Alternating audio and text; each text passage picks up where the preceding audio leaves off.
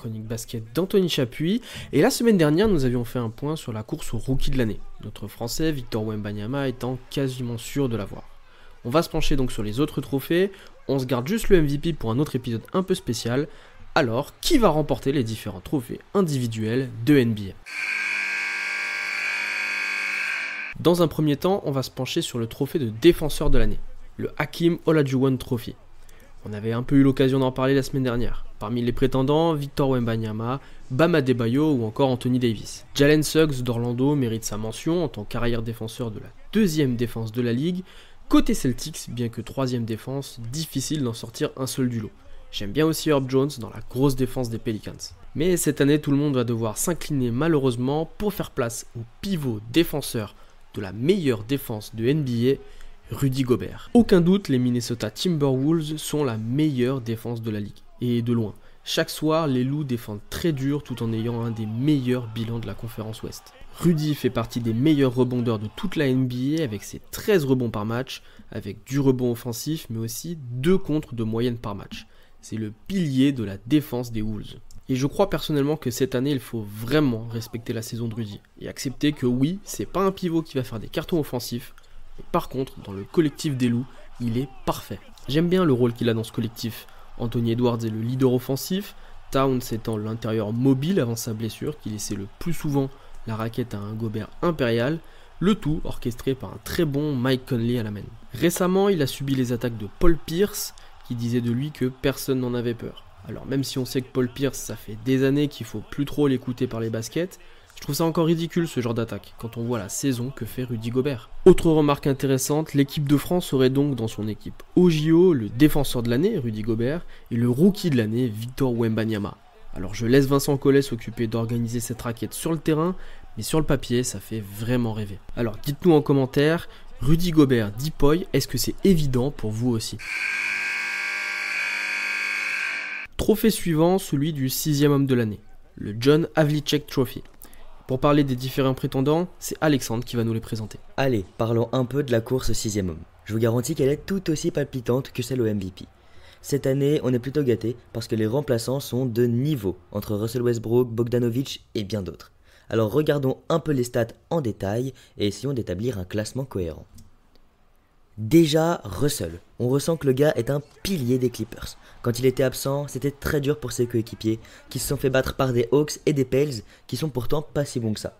Et pile, quand Westbrook revient, les Clips enchaînent 3 victoires de suite. En plus de ça, avant-hier soir, il a claqué une perf de fou avec 20 points. Sur toute la saison, il tourne à 11,1 points de moyenne, 4,9 rebonds et 4,4 passes décisives.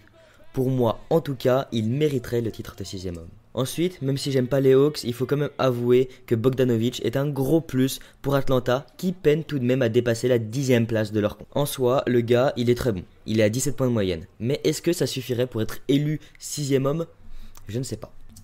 Allez, on va décaler bien plus à l'est du côté de Milwaukee où on retrouve Bobby Portis, qui est un sérieux candidat au trophée. Il est à 13 points de moyenne et au niveau de l'équipe, il soutient bien quand Giannis se repose sur le banc pour maintenir l'équipe à la 2e place de la conférence Est. Et bien sûr, pour finir, comment ne pas parler des favoris pour ce titre de champion NBA ? Je parle évidemment des Celtics. Et qui d'autre comme prétendant au titre de meilleur 6e homme que Peyton Pritchard. Déjà, son équipe est première dans les 2 conférences confondues, avec une avance très confortable.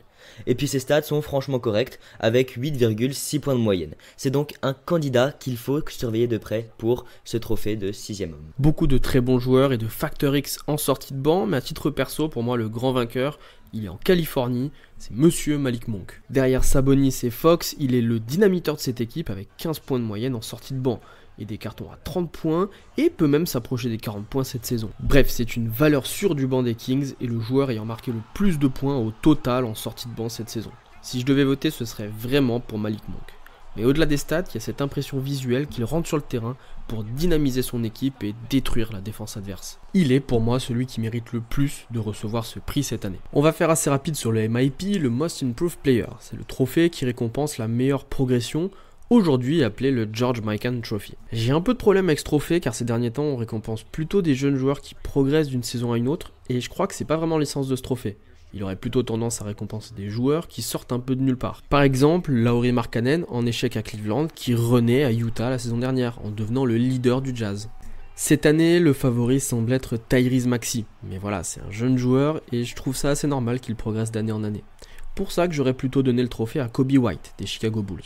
La raison est simple, c'est qu'en l'absence de Zach LaVine, il a changé de dimension au sein de l'équipe avec une moyenne de points qui a augmenté de 10 points par match. Après, il faut avouer qu'aucun candidat ne me fait vraiment rêver en rentrant dans ma considération historique du trophée. Certains évoquent également Jonathan Kuminga des Warriors qui a clairement passé un cap, encore un jeune donc, ou encore Alperen Sengun qui pourrait être un bon candidat. Mais encore une fois, ce sont que des jeunes joueurs et je trouve ça assez normal qu'ils progressent. Enfin, on termine avec le trophée du coach de l'année, le Red Auerbach Trophy, du nom du légendaire coach des Boston Celtics. Et là, le gagnant me semble aussi assez clair. J'aime énormément le travail de Chris Finch à Minnesota, Jamal Mosley également à Orlando, on a également la valeur sûre Michael Malone à Denver, ou le très bon travail pour relever les Rockets d'Ime Udoka. Joe Mazzulla est également dans la course, mais pour moi tout le monde s'incline face à un homme, Mark Daigneault, coach du Oklahoma City Thunder, qui avait imaginé un seul instant OKC dans le top 3 de l'Ouest toute la saison. Si on regarde les pronos qu'on se faisait tous en début de saison, on mettait souvent OKC en play-in, et au mieux fin de top 6, mais jamais top 3. Il a su fédérer une équipe très jeune autour d'un leader top 3 au classement du MVP, et même au-delà du classement, OKC c'est une des plus belles équipes à regarder jouer cette saison. Coup de cœur immense pour Jalen Williams au passage. Je suis vraiment admiratif du travail de Mark Daigneault à titre personnel. Et je pense également que Chris Finch a un immense mérite d'emmener ses Wolves tout en haut de la conférence Ouest. Mais cette année, j'espère malheureusement pour le coach de Minnesota que ce trophée sera pour Mark Daigneault. Du côté des parieurs de Vegas, les cotes sont clairement en faveur de Mark Daigneault. Devant Chris Finch justement, Jamal Mosley et Joe Mazzulla. Alors c'est qui votre coach de l'année à vous? Voilà, c'est tout pour cette semaine. Dites-nous qui sont vos vainqueurs des trophées individuels en commentaire. Likez, partagez l'épisode et on se retrouve la semaine prochaine pour un nouvel épisode.